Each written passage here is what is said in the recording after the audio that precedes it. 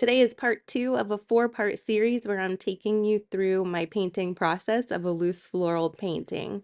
Last week, I created a contour line sketch, also called a continuous line sketch, of a floral bouquet. This week, I'm going to add a layer of line work. So I love adding this layer because it adds depth to the painting, even though you don't end up seeing all of it at the end. Yeah, feel free to paint along with me in your own sketchbook. Let's have some fun. All right, this is the continuous line drawing sketch that I started this piece with. I like to do these because it's fun to practice drawing, and it's just very loose and sketchy and fun, and it's nothing too serious. If you want to see how I did this, I will link to that video in the description below. Today, I'm gonna work on adding some line with some different mark making tools that I have. So I have these Sakura Jelly Roll pens. I'm gonna use probably some Neocolor and maybe some Posca pens and Stabilo woody pencils. I also have these acrylic inks. These are a lot of fun to use to make some bold outlines, so we'll see if I use any of those. All right, let's get started. So really, you can just do anything on this. This is just kind of a baseline. You don't have to follow it. You can if you want. This is just adding in some interest. And that's very green. I didn't really want green. Teal, I wanted teal. You can add line wherever you want. It can be little sketchy lines like that. You can like fill in some of your petals if you want. I like to work in layers. So even though I'm just making line here with pens, it doesn't mean I'm gonna see all of this when I finish the painting. It's just kind of another fun way to loosen up and get the painting started without thinking too much about it, because painting is all about the process, at least here. I want you to have fun with it. I want you to play. And I feel like these pens and other mark making tools I'm gonna use just offer up a lot of play opportunities, because you're not trying to do anything. You're just kind of seeing where the moment takes you. So I could keep going with line with some of these leaf shapes.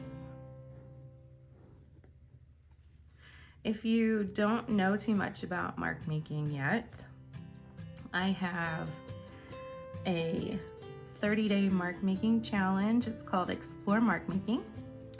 You can either just get the 30 days of prompts, where you'll get a prompt list for ideas on how to make just some marks on a page. That's all it is. It's fun.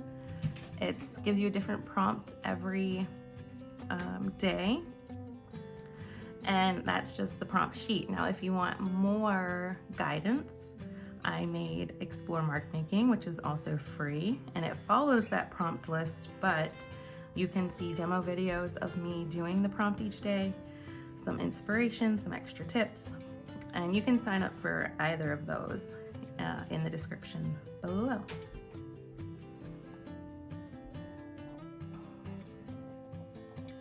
So adding some more pen work. I really love how these look when they pop through the paint later on. So I just like to add it in different places.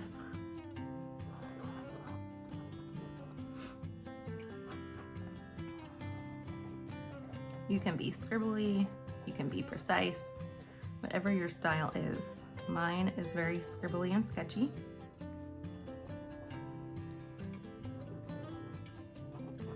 I just like having fun with these first layers because you can always cover it up. Maybe I'll add some of this. It's like a copper color.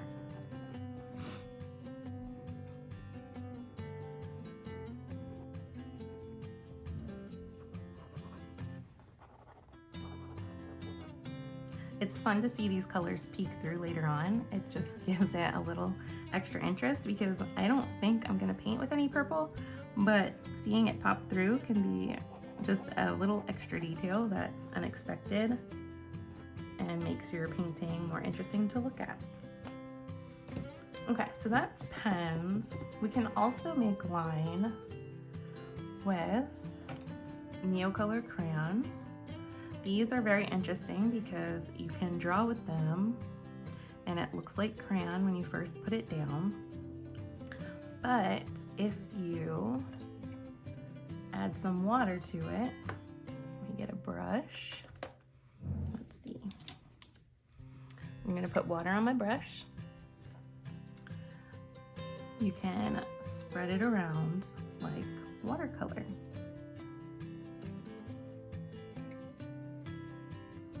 So that can be a fun detail to add. Just gives you another way to add a different texture to your piece. You don't have to stay in the lines. Let's see. You can leave some crayon like that, or you can just spread them all out like watercolor. You can add it into the water puddles you already have and it will start to spread.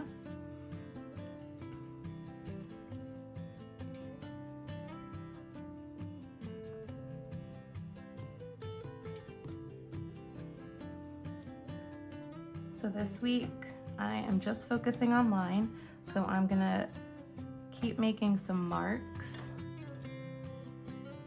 but I'm not gonna do too many shapes. I'm just gonna try and stick to line. And really you're just filling in your sketch. And your sketch is just like a little guideline or blueprint. You don't have to follow it completely. As you're painting, you may realize that you want a flower in a different place. And you have the freedom to move things around if you want. Don't be afraid to move things around. Okay, so I like this watercolor mix. You can also do that with, let me find, these are Derwent Inktense pencils. They also let you draw, but then you can add water to those also, and it spreads like watercolor. So it can be a really fun way to add color in your initial layers here. And the pigments are so strong in these that you can spread them around and then pick up your brush and you'll still have some pigment left on it to add it to other parts of your painting.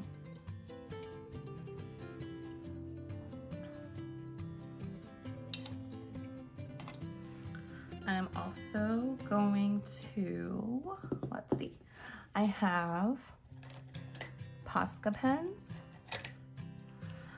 and Posca pens are acrylic markers. Let's see if this one has ink in it, or not ink, paint. And you can just draw with those too. There's so many different things you can draw with, and really the tools that I have are just the tip of what's possible. So if you have any mark making tools that you love to use, please tell me in the comments below, because I like to try new things and experiment with new material all the time. Posca pens come in a few different sizes. This is the bullet shaped. They also have fine tip. I like to use the fine tip white at the end to make dots. You can also scribble with these now and at the end.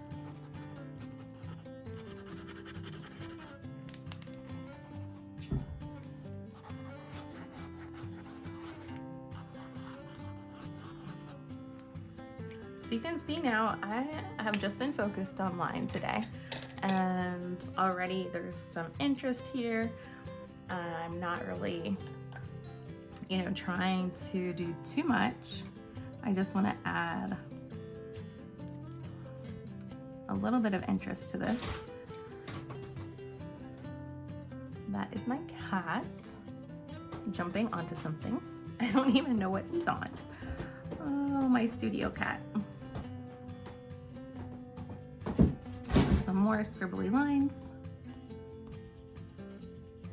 So this is how I like to work. I like to do a sketch, contour line sketch, and you can just stop there, honestly. If you try a contour line sketch or continuous line sketch and you love that, then keep practicing that. It's fun to find different photos. You can take your own photos